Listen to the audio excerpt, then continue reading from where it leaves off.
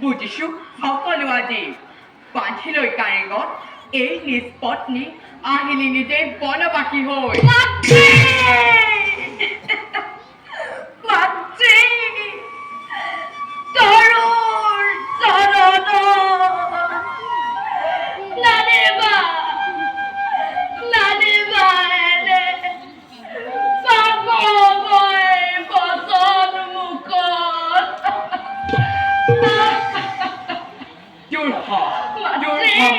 সন্মুখৰ পৰা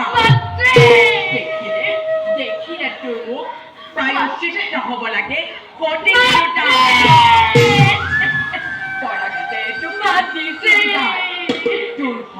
তোৰ মোৰ সন্মুখৰ পৰা